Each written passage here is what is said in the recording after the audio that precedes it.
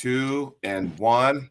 And we are live, everybody. Welcome to another episode of ArmTalk. I'm your host, Jody Williams. And today, welcome back, my guest, Tamara. Tamara, how you doing this morning? Good. Joey, how are you? I'm doing good. I'm trying to get through the last, few weeks or whatnot so we can put a bow tie on the year 2023. How about you? Yeah, this is the busiest time of the year for me besides tourism in the summertime because working in the restaurant business, it's Christmas parties and gatherings and everything. So the hours are pretty much doubled. So it'll be nice when it slows down, not money wise, but it'll be nice to just kind of go to bed at a normal hour. How many hours are you putting in today? I do 8 to 12 hours at the bar a night. Wow. So you don't Yeah. sleep like normal people, do you? No. I get home about 4:35 in the morning. Got to play with the dog for an hour, and then I go to bed. And then as soon as my eyes feel the sun, they want to open up. So I have to force myself to get some sleep. But I usually run on the weekends. I usually run on only 6 hours of sleep. So Nice.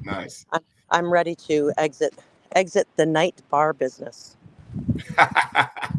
Well, when I posted that you're going to be a guest on the show, and I got quite a few messages, and they want to know, and first of all, they want to say they thought your match at AWC was awesome, and they congratulate you, and you inspired a lot of lady arm wrestlers and stuff. So I thought I'd throw that out there and stuff. And Very nice. if you could take us back, because everybody, besides the victory, and it was real important to you, we all know that. But for some reason, everyone talked about match number 2, and everyone wants to know, is Tamara okay? What happened to her? This, that, and the other. Do you care to share with everybody what exactly took place after match 2 or during match 2? Oh yeah. It was actually pretty scary. In all my years of arm wrestling, I've never experienced it. What it was an exertion headache, and that's why it's so important to breathe while you're arm wrestling or powerlifting or whatever. So what happened is you saw how intense I was.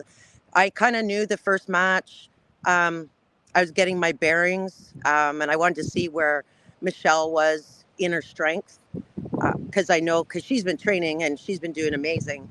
So after I saw where her strength was, I changed up a couple of things, and I just gave it my all because if that was the only match that I won, that's all I cared about. And I held my breath. My daughter told me she watched the video, and she said, because we had a mic, she said, I held my breath for about 15 seconds at the same time as exerting all that energy. And I ended up bursting blood vessels in my head.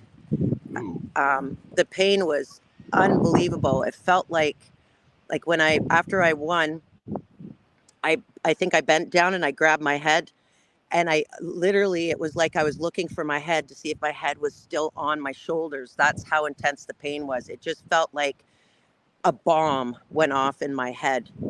And everybody was concerned. They were even thinking of calling the ambulance because I was sitting over on the other side, and I couldn't see.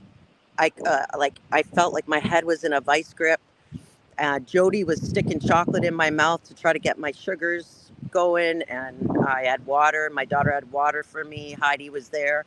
They were all just trying to make sure I was okay, let alone get back on the table. So yeah, it was pretty scary. And a couple of days later, I ended up in Emerge because they thought maybe I had a brain bleed. Right. So that's what happened. And hopefully people learn from that. I've always been very good at breathing and kind of watching my opponents breathing. But I was just kind of in a different world at that match, as we all know why. So I just kind of forgot to breathe. Right. Well, you had so much going on leading up to that match. During the event, you're in front of your home country, and it all kind of came in your lap, and like, okay, I got to perform. I got to do this for a certain reason. I got to do this for a special reason. And you and I know that with our situations, that we were kind of linked together, unfortunately, from that standpoint. And if you could also take us back to that moment, how much did that match mean to you?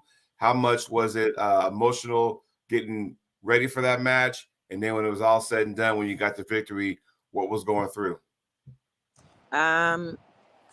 Honestly, leading up to it, sorry, I have to keep, I'm turning away because I'm making sure the dog hasn't left the property. Okay. Leading up to it, I was second guessing myself, which is understandable because of everything that I went through in the 2 years before that, or three, nearly 4 years actually. So I was second guessing myself, but I was pushing myself um, to think positive. And when I was thinking positive, I was working on me, getting mentally focused. I didn't know how mentally focused I was until I actually got to the tournament. And my one girlfriend said, "Wow, I've known you long enough and I've never seen the look in your eyes that you had." So that made me feel good that I had that look to kill, I guess is the best way of putting it. Mm-hmm. Um, Winning that match, it's still very emotional. I did it for my daughter. Um, my daughter who passed. I don't know. There's a lot of new arm wrestlers. They all think I just have my little Miss Tony, but I actually have two other kids, Daryl and Caitlin, who used to come to all my tournaments with me when they were little growing up. So it was pretty emotional because it was kind of like a do or die match for me. I wanted that win for Caitlin because Caitlin was in my corner at every big event. Like at the Arnold, she was there, or at super matches in Ohio and Las Vegas, she was there. Like she was there, always supporting me and yelling her head off. And I had to do that to I don't even know why I had to show her, but I had to do it for myself, um, and to feel her presence around me, like cheering me on, because Yeah. I had Tony there. She ended up being in my corner after I got injured, which was unbelievable, amazing kid. And my son was there, and my son hasn't seen me arm wrestle in a long time. And my mom was there, and some of my great friends were there, and it was so empowering to have all this um, support around me, knowing why I'm doing it. Right. And you know, if I never arm wrestle again competitively, that'll be probably my biggest victory. I have to say, Right. coming from where I came from to get that victory. Good. And, because you and I share the same, type of situation that no parent should ever go through. Um, how do you like get by on a daily basis? I know for me, if you see this background in the back, a foundation, my wife and I do, and our other kids are part of it, and some close friends on the board too. And so what we do, we just try to keep playing forward. We're dishing out gift cards or whatnot, or writing checks for youth that can't afford to get equipment for sports such as lacrosse or softball, gymnastics, and things like that. And then of course we do fundraisers throughout the year and stuff. What exactly? How do you get by day to day? I honestly, what gets me by day to day is my two other kids and my grandson. That's what's doing it for me right now, because they've gone through enough heartache. They can't go through anymore, and those Daryl and Tony and my grandson Jack are just my life. They and I'm trying, like, I want to do something similar to what you are doing Mm-hmm. for girls in volleyball or soccer. Um, I'm in PEI now. I kind of got up and disappeared for a little bit after Caitlin passed. Um, I would like to do something similar to what you're doing with Caitlin's old high school.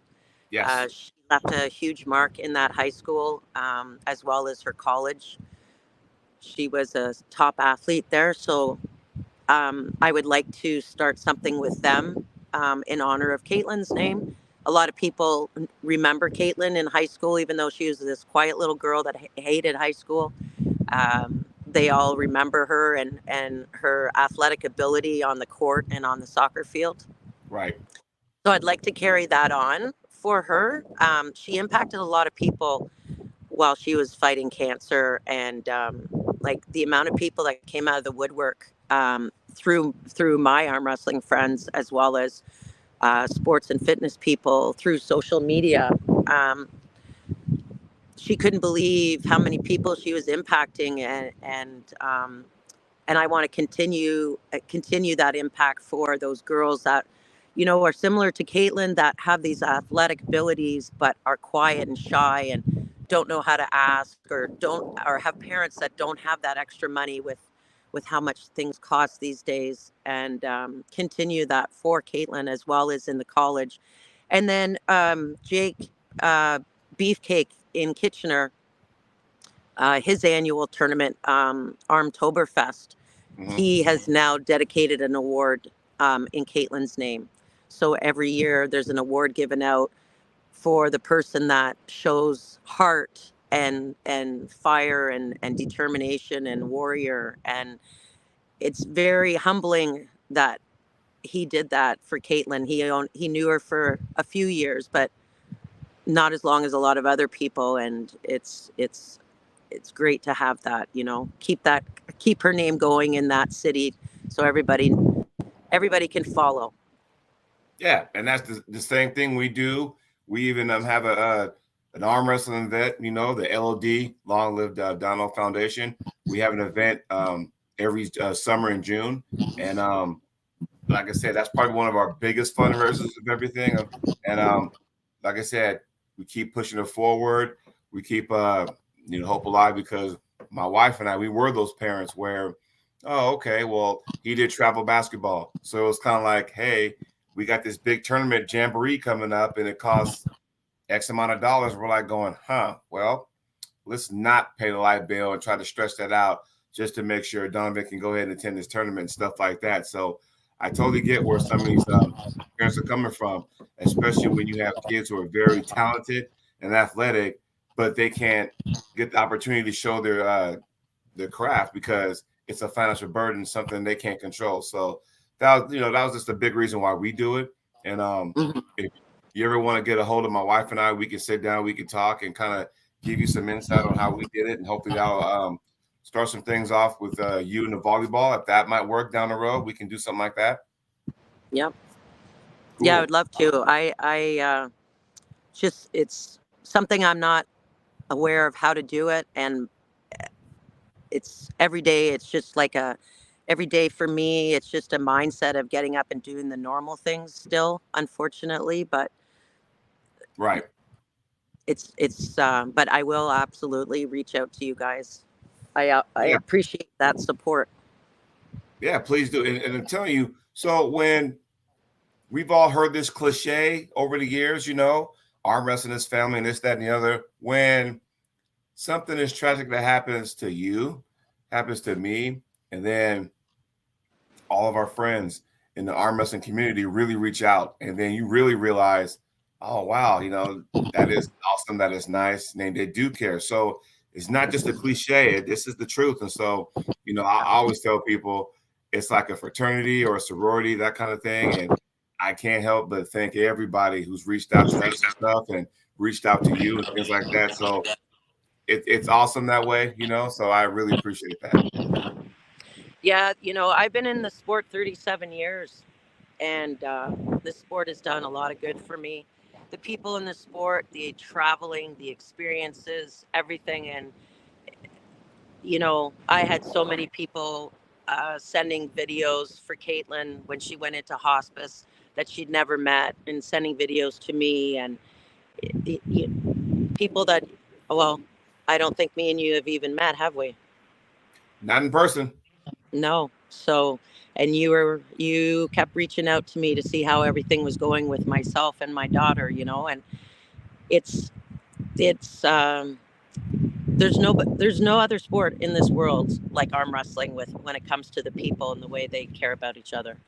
Right. And that's the thing. And other sports don't realize that. So that's just one of those good things. That's what makes our sport special. So Yeah. so now, are you back pulling now, or was it just like a one-off thing, or what's the deal? What does 2024 have in store for Tamara Mitz? Honestly, Jody, I don't know. I signed up um, for that 12-woman round robin, I think, in Tennessee, and I'm trying to set goals for myself. But every day, it's like I said, it's still just getting out of bed is a thing for me. I have to keep myself busy all the time so I can keep going. Right, Um, my intentions are to go there. My intentions are go to my nationals. My intentions were go to my nationals last year, and I never made it because it was just too overwhelming for me. gotcha. I have a hard time in large groups, um, just because of it. It's just too much. It's just too overpowering for me now. Mhm. Unfortunately, with especially with me being such a people person, I'm fine at work when I'm really, really busy because nobody really knows me personally. But when I go to events, people will say to me, I don't know what to say. And I'm like, you don't have to say anything. I'd rather you not say anything. It's, Right, it's, so a lot of the local arm wrestlers in this area, they're just happy to see me, which is great. I appreciate all their support. Um, what I'm going to do, Jody, I don't know. I don't know what I'm going to do tomorrow besides go to work. I would love to be back at this sport full time, training the way I was training. I was in pretty good shape, but right before my daughter got sick and COVID hit, and then, of course, the world went upside down for me. right, I don't know if I have the fire left in me anymore, to be honest. The 2 years that I tried to help my daughter really took a lot of fight out of me. So I still have the passion for the sport. I just don't know if I have the fight in me anymore. right. And because it takes you out, what you went through, it takes you out emotionally. Like it emotionally drains you out. And like you said, um, when people say, they've come to me too, hey, I don't know what to say. When you and I tell these people that you don't have to say anything, it's not that we're being cold, not at all. It's just it's hard to explain to people what you're going through. It's Hmm. it's hard to, have people understand what you're going through. And sometimes, more often times than not, you got people who will say, hey, I know what you're going through. No, you don't. You do not know what we're going through, and only reason why I can relate because you and I are in the same pod with like a handful of arm wrestlers that I know who had the same situation we did. We get it. We do courtesy checks, and like I said, Yeah. I will check in with you. Hey, is everything good? That kind of stuff. But also, I didn't want to be overbearing, if that makes Yeah. any sense. Yep. So whether it be a text, Facebook Messenger, hey, I'm just doing my courtesy check. You doing good? How are you doing? That kind of stuff. And I know when I get those just a simple message, those kind of things, they mean a whole lot to me. Do you feel the Yeah. same way? I feel the same way. Yeah. Um, I have friends that I haven't seen. They'll just text me. I just got a text this morning from one of my friends since we were 16, and he's down in Florida. And every once in a while, he'll just message me and go, "Hey, just checking on you. How's your day going?" And so it's nice, And I've explained to some people. I'm going to explain on here. I'm really sorry.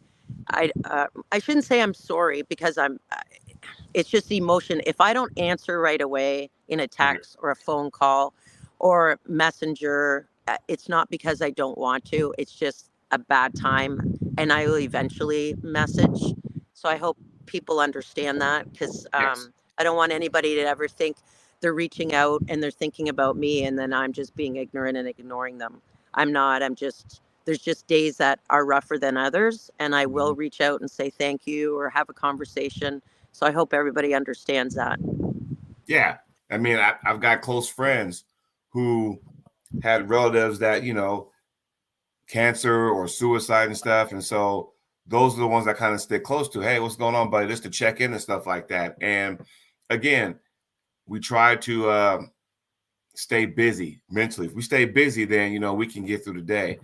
Some more often times than not, like you said, once we get downtime and then we start thinking, and all of a sudden it's like, okay, I got to find something to do because I don't want to be in that funk, if that makes any sense. You know what I mean? Oh yeah, it's completely.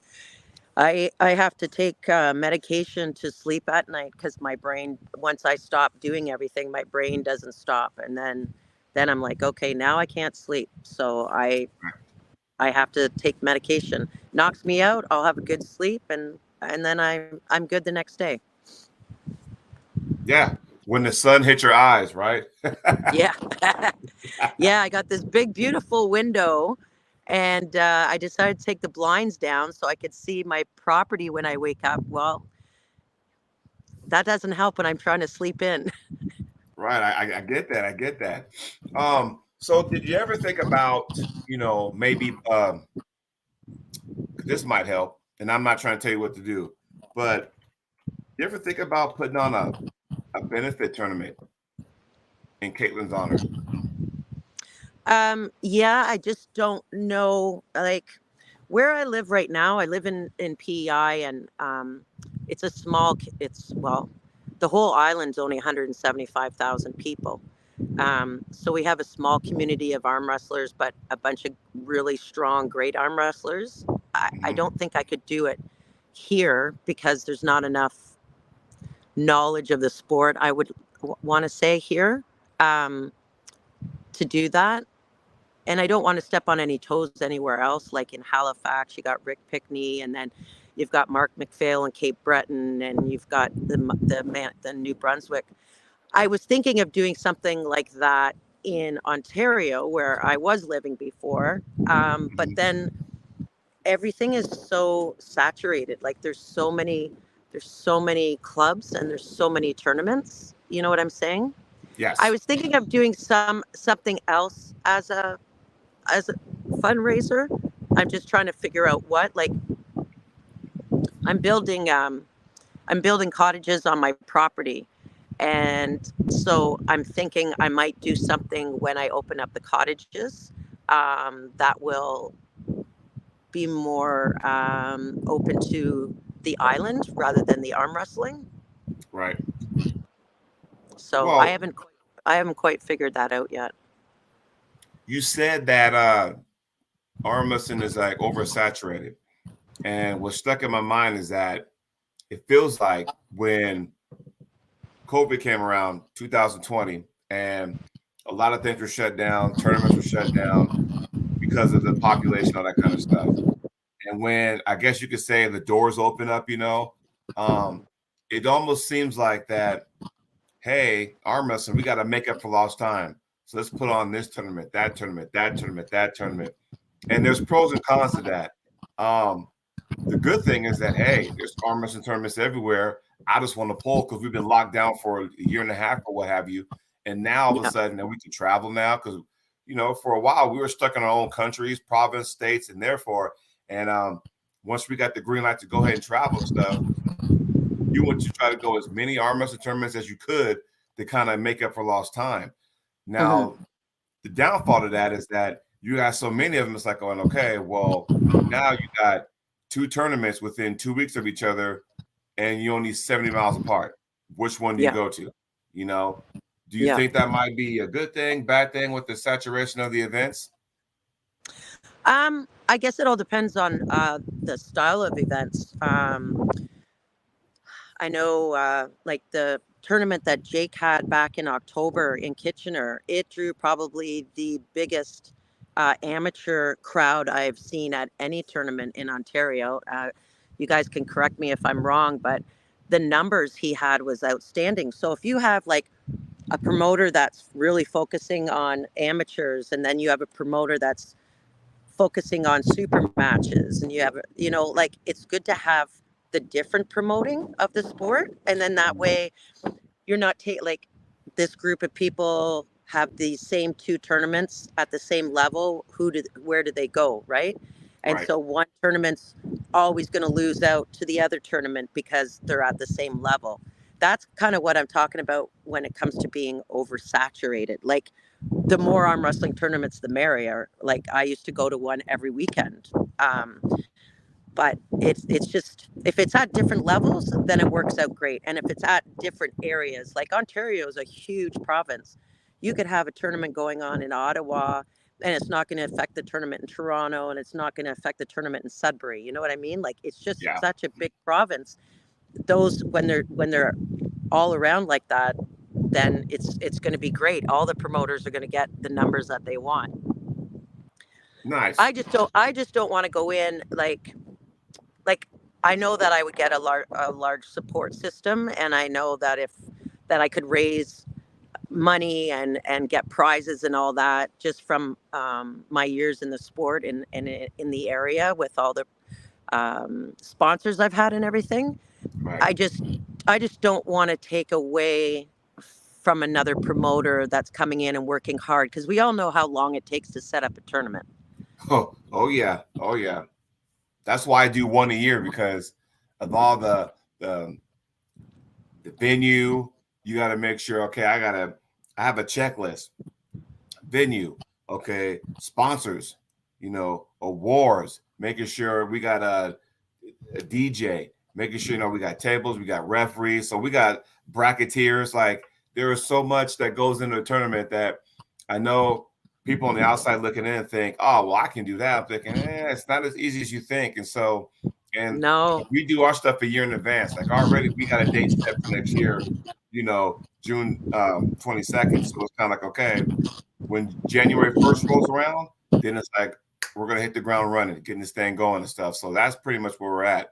But Yeah. you mentioned a large, tournament. Wasn't there a tournament in Ontario that had like over 700 entries not too long ago? It was the Yeah, Ottawa Open. yeah, that was the Ottawa Open. Sorry, I just had to make sure the dog was there. No, that's all right. Yeah, that was the Ottawa Open. Ottawa's always had really strong arm wrestling tournaments. We've had some really good promoters up there. From years ago, it was Rick Blanchard, and now it's Eric Rouchon. I'm saying his name wrong. Rousson, I think. Yeah. And there's always been a lot of strong arm wrestlers from up there, and now it's picking up again, which is great. Years ago, Rick Blanchard used to run the Gloucester Fair, and it was a long day, and then it kind of dwindled down a bit, and now it's back up. So it was really great to see that many people there. And that's good, because I know, the tournament of all tournaments, years ago was the Mike Gould Classic. And I know, Yeah. unfortunately, that's not running no more. And everyone kind of marked that on their calendars going, okay, I got to go there. Yeah. I was never got the opportunity to go there. I know it was a who's who when that tournament came up. It was almost like, a national championship-esque type of event, because the array of talent from top to bottom, it didn't matter what class, women's class, No. open class. It didn't matter what class it was. Those classes were stacked with talent. And man, if you won, then you deserved every bit of that win, Yeah. If you won the Mike Gould Classic, you're exactly right. It was like becoming a national champion. That tournament, I think I only missed a couple of years for that tournament. I reffed and competed. And the one time I was reffing, I started my last match at 12:05 a.m. and the tournament started at 11 a.m. Whoa. Time out. By the time you said 12:05, like the next day AM? Was the last ready go I did on the table for that tournament. Do you remember the entries on that? No. No, I just remember, I think that was the last time he had it on one day, and then I think he split it up between 2 days. Right. But Well, we that had makes people me we had people from everywhere. We had Mike Selieris at the table. We had John Berzink. We had Devin. We had like so many names came to that tournament. So were you at the Ottawa Open this year? No. Okay, so No. I'm wondering because over 700 entries, I'm thinking, okay, that's at least maybe 3, 4 tables, and I wasn't sure how long the event went, but I'm Yeah, wondering. they would have had at least 3 tables. They would have been anticipating uh, probably 3 tables. I There's not too many tournaments that have anything less than 2 tables anymore with the amount of people that are competing and the amount of classes people are competing in. Like going back to Jake's tournament, I think one of his novice classes had 25 guys in it. Wow. Or amateur, I'm sorry. I think it's amateur. Amateur 25. How You're lucky if you get 25 amateurs at a tournament, let alone in one weight class. Right. That's not a bad thing. It's just like when you're a promoter or organizer and you have those numbers, there's two things that point out, man, you're excited because, man, it's getting big. But at the end of the day, you kind of go, oh, maybe we should make this a 2-day thing because we all know that when you get a huge tournament, amateurs go first. So if you're an open puller, you're in the supers, you're there for a long day. You're like, I'm going to take a nap, maybe come back because if Yep. the amateur class is that huge, and let's just say you got 5 classes and I'm in the supers, okay, we're going to go to the end of the day, basically. And then you make Yep. you have to wonder, should this be a 2-day event? You know what I mean? Does that make sense? Yeah, and he's now had to find a new location because the venue is just not big enough anymore. And I think he's I think he's been doing the tournament there for 10 years, and he's got to now move on to a bigger venue. Mm-hmm. There was people outside. Thankfully, it was nice weather. There was people outside. There was no room to sit anywhere. Like I said, not a bad problem to have, but it makes you wonder, do I need to change venues? Do I need to make a 2-day event? So, Get a few okay, extra refs. Have an extra table. right. Okay, I'm gonna put you on the spot because I've asked you this before the last time you were on the show, but now women's arm wrestling has evolved because now they're getting put on the map as far as East versus West, King Yep. of the Table, Knuckles Up. Where do you see ladies arm wrestling now as opposed to last time you were on the show? We talked about that.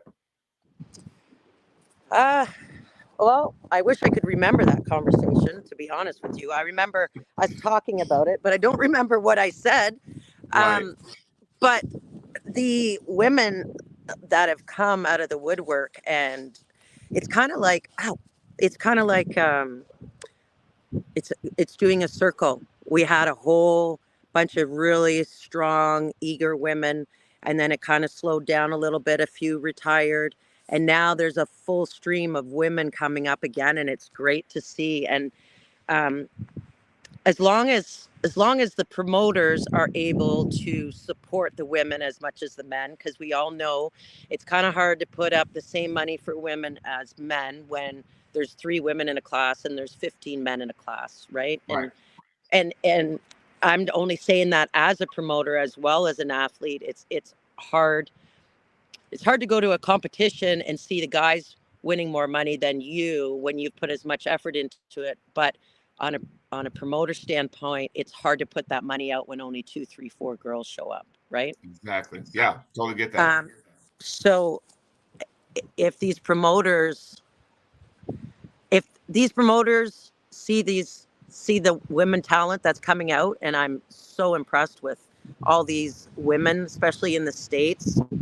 Um, that are like coming out of the woodwork and training hard and eager, and I I I think the promoters, as long as these women continue, these promoters are going to make it happen for the women.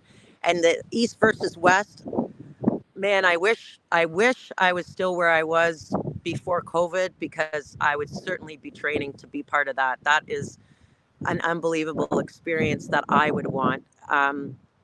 I think these women just got to keep going, just keep pushing. We always do, but they just got to keep showing their talent, and more, and they're going to get more and more out of it. Right. Well, I will say this though, with these round robins, and you had mentioned earlier in the show that there's a round robin coming up. And maybe that might be the thing that really opens the floodgates for ladies arm wrestling, because then you got so many ladies on one stage, and guess what? The stage is yours. The stage is for all you ladies to sit there and showcase your talents and show the whole world that, hey, you know, we can do this too. And maybe that'll open eyes, because I think more often times than not, when the ladies are on, sometimes you get outshadowed by some of the guys and stuff. Well, Yeah. round robin, we are watching you guys. All the eyes are on y'all. So do you think that might just be the one? And if you could share, what other information do you have about the round robin? So just before that, I'm going to let you know that Mark Zalepa here in Canada, he used to do women's round robins, and he brought a girl from South Africa and some Swedish girls and some U.S. girls, and he used to promote it. And it always brought in a lot of people for the tournament to compete, as well as to watch these women battle it out. Um, I was in a round robin in LA when UAL started. Again, all like there's some four-way matches with guys, and the biggest audience was when the girls were there. I don't know. Maybe we all looked great as well as being strong. I don't know, but the biggest audience. I personally love round robins as well as super matches, Right. because more so than a regular tournament. Maybe it's just because I've been doing it for so long, but round robins, it really tests your skill at the table, um, and your endurance. There's people out there that can win 1, 2, 3 matches in a tournament, but if they had to go back to back to back to back, are they going to win those matches?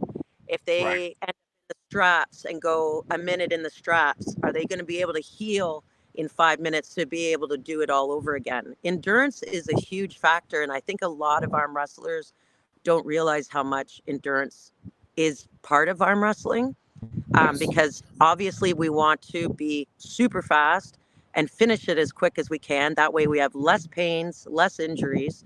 But what happens if you get stuck in a hook match in the center of the table? Do you have that Yes. endurance? Do you have that oxygen in your blood to be able to flow through? Right. Yes. So this round robin, I jumped in. It's in Tennessee, and I want to say I'm gonna mess it up. Believe his name is Larry Oh, Jenkins. Lorraine Jenkins. There, yes, Larry Yeah. Jenkins. It's his round robin. The reason I jumped in is because most of the girls that are in it, I have never even met, let alone arm wrestled. And I've been watching them, even though I'm quiet on Facebook. I've been watching these girls and watching their skills and watching their technique and their wins. And even if I don't place at that, um, just to meet these girls and to see what they have and to see our next level of girls that are coming into the sport would be great. And Right. again, to be endurance, right? Like maybe I'm not as strong, but by the time you get to your ninth, 10th, 11th match, it's not about strength, it's about endurance. Right. So let's just say, and we'll play devil's advocate for a second. Let's just say it's 12 ladies there. Okay, everyone's at their best round one, and most likely round two. Now, all of a sudden, by the time, you know, 6 and 7, everybody's kind of like, maybe here. And then all of a sudden, come 9, 10, 11, 12, the ones with the stamina start to rise to the top. And the ones that had the power, but they start to deplete toward the bottom. So it all kind of balances out. So, Yeah. with something like that, round robins, depending on how many are in the round robin, this is when you really got to use your strategy, have a strategic thing going on. Do you agree?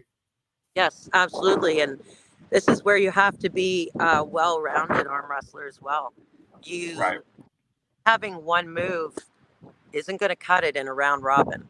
It doesn't cut it in a regular tournament. You're lucky if it cuts it in a regular tournament. You got to switch up your hand or switch up your arm or whatever. You have to be able to look at 2 or 3 or 4 other things you can pull out of your pocket to be able to get through it.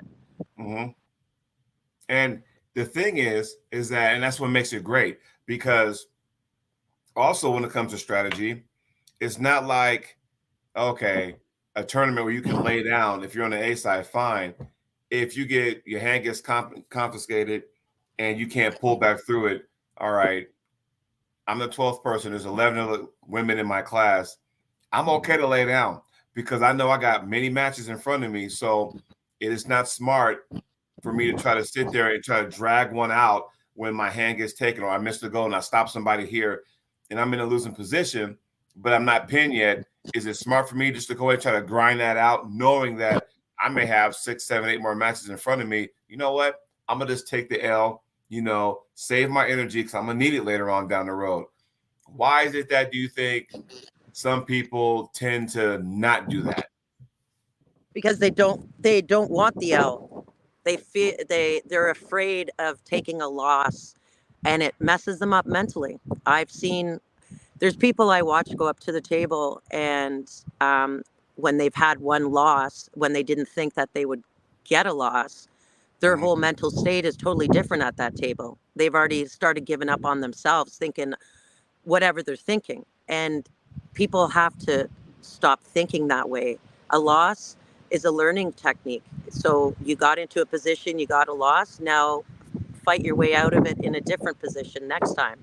So people don't want a loss. They think a loss is failure, and it's not. It's just like at practicing, there's certain people I won't ever put my arm on the table against because they think at a practice table it's whoever beats who, and it's not about beating anybody on the table. It's about learning what you need to do at the competition table. Yeah, we all know that person because every club out there or team has that one person where it's like, okay, this is not a mini tournament. Relax, because we're all trying to make each other better because, again, we're a team, we're in the club. So that way, when we take this and go to a tournament and we're there as a group, hey, we're going to cheer each other on. But, I think a lot of training, because there's only just different types of training. If there was one type of way to train, then we all be a bunch of walking androids, but there's not. So, when you practice, practice wins. Yeah. My buddy Justin agrees in the chat. I actually have a t-shirt that says practice wins matter. It depends on how you look at it, because I can look at it and go, okay, I'm taking baby steps. If I can do this at practice, I can do that at a tournament. That's the mind thinking there. But when you have that one person who just wants to pin everybody, okay, what did you get out of that? Nothing. What did I get out of that? Nothing. You know what I mean? It's kind of hard. It's usually the newbies. You know what I mean? Yeah. Yeah. When I was training, when I was living in Kitchener and I was training with the London team, the nice thing about Ontario, there's so many teams, and I would tour around and go and train with different teams. That way you have different hands, you have different techniques, you have different side strength or up strength or back strength, right? And that's one thing you got to do. You got to train against different people to experience different techniques on the table. And some of my best training was with the team London, when I would train with Mark Zleppa and Crazy George. Crazy George, even though he's that big tough guy, he's actually one of the best people I could train with because of his hand.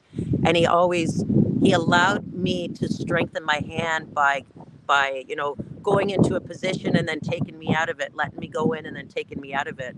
Crazy Right. George has got a great hand and wrist for that. And a lot of my training wasn't even actually arm wrestling on the table. It was more side pressure and up pressure and negative and positive.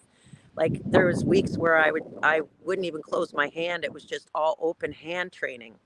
Right. And those are things you got to do at practice. You can't just do the same thing over and over again, because you're not going to get to be a well-rounded competitor. Well, yeah, because you don't want to be at that tournament where you're used to train a certain way, and because we all know, and I'm sure you've done in your 37 years in a sport with practice, there's that one person that likes to okay, let's train, but you're straight, but they're like this. I'm thinking, okay, or they're bearing your thumb. I'm thinking, okay, so I'm explaining something to you. Don't get used to that, because as soon as you go to a tournament and the refs do not allow that to happen, then all of a sudden you're going to be uncomfortable. You're going to have deer in the headlights. What's the point of going up to the table and being like this and starting like that when you're not going to, you're going to be like this, you know. Exactly. Same with women.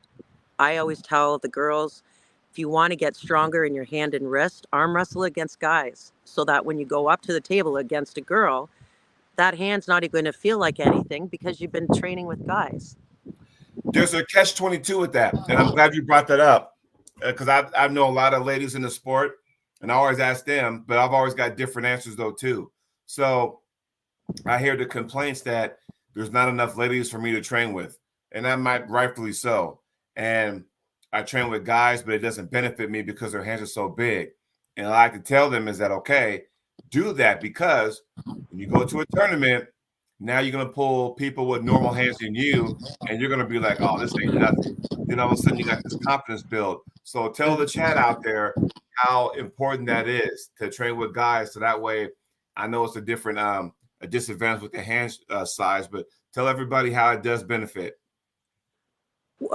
So all I could train with when I started arm wrestling was guys. I was married to a world arm wrestling champion, so um, it was him, and then any of his buddies that would come over and train. And I was tiny when I started arm wrestling. We won't say the weight difference, but I was tiny, and I didn't even lift a weight, and so my hand was tiny. I had nice long fingers, but I had a small, weak hand, and just training, like, you don't even have to hook up completely. Like if the guy's hand is super super big, if if he's a smart trainer, he will just kind of close his hand around you, not do this where you can't do any kind of movement. Right. um but I used to go to tournaments and not feel like I had any strength in my hand, and still until I started training with guys on a regular basis. And now there's a couple of girls that intimidate me with their hand, and that's not saying a lot when it comes to the amount of girls I arm wrestle. I don't get intimidated by hands anymore. I haven't for a long time. Even if I find the girl's hands stronger than mine, I don't get intimidated by it because I know I have a hand, wrist, and arm to back that up. Right. So me training with these guys, and their majority of the guys, they have thicker hands. So when I wrap my hand around a girl's hand, I'm looking for all that beef in the man's hand, and it's not there. So I've actually learned to utilize my fingers all the way around the hand rather than just right on top like some people do. And now you're you're looking to the ref to just say go, just say go. I'm ready Yeah, for this. yeah, yeah, yeah. Ah. I just well, if you look, so I was saying, oh, my dog just stepped on me and I'm covered in mud now. Um, if you look at my match, I think my match 5 from AWC with Michelle. Yeah. I was saying before I actually watched the tournament on the video, I said I think it was match 5, and I was basically here. See, Hey, what's up, buddy?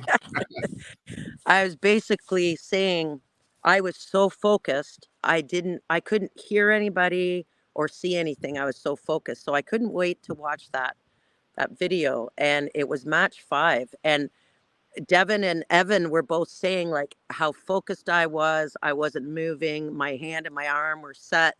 I was looking in one direction. It didn't matter what Michelle was doing or the rest were doing. It was like I was a mannequin. And I've never been that focused, like, for a long time. I don't remember the last time I was that focused. And that's what you have to be. You have to be confident and focused at that table, or your mind's going to beat you before your arm goes down. Right.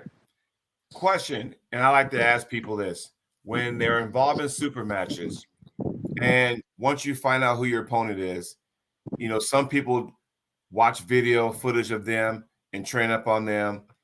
Are you really focusing on what they're doing, or you focus on like, you know what, I got to do what I got to do. I got to focus on me, because there's two ways to look at it. Option A, I got to focus. I got to watch my opponents, how they set up, where their elbow is on the pad, what kind of pressure they're giving me, that kind of stuff. Or option B, and option B is like, you know what? I'm going to focus on what I got to do, because if I don't, and I'm so focused on them, I lose aspect on what I need to do to get the job done. Where do you fall in all this? I'm going to say I'm probably 2/3 me, 1/3 them. Yeah. Uh, I'll watch and see where their strengths are, whether it's, a top roll, a hook, back pressure, where they put their elbow, like you said. But then I just train me. So at least I have an idea of what I'm going up against on the table and what to expect for a setup. And but then I just train what I normally train and power through it. Um, Right. uh, Example, my first match with Michelle, I didn't know what to expect because it's been a while. So I wanted to see, because from watching her videos, I could see where her strength was. So I wanted to feel that and feel where her strength was coming from. I'm not taking that win away from her in any way. Don't get me wrong, but I Right. needed to feel where her strength was because it had been a while since we competed. Um, and I watched some of her videos and some of her wins, but I focused on what I know to do. Right. And like I said, there's no wrong way to approach it. I just know a lot of people have different approaches to their match. What should they do? Because we all train all the time.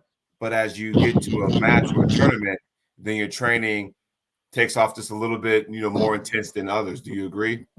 Oh yeah, oh yeah. I'd have to say every tournament or every super match or round robin I've been at, it's different in every way. I, there's some, I don't know. Sometimes you learn something new or see that you've done something. Like I pulled in a tournament. Where did I pull? I don't know. I think it was the Atlantics, and I ended up pulling in a hook and beating this girl in a hook. I have never trained in a hook. I've always stayed away from a hook. And when I get in a hook, I don't know what the hell I'm doing. I just Mhm. pray that I'm going to get through it. And I won. I was like, "Wow, I'm impressed."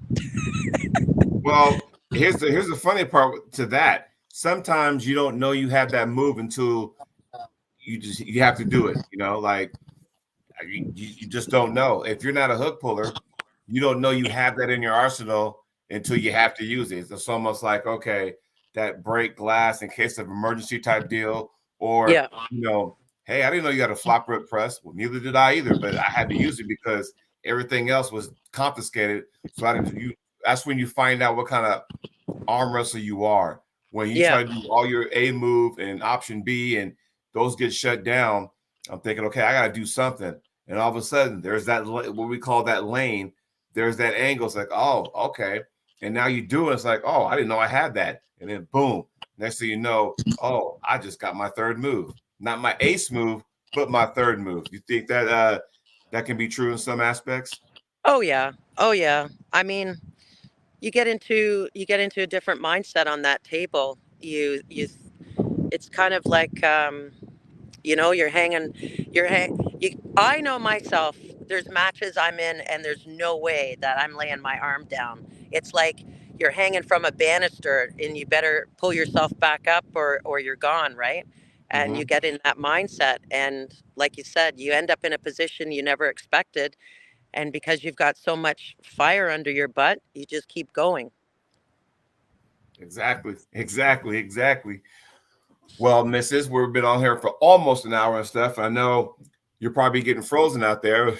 So I'm going to go ahead and let you go and get on with your rest of your day. I know you got work later on. I got work later on. I got a few things I got to do around the house. But I just want to say thank you for joining me again on the show. And I appreciate that.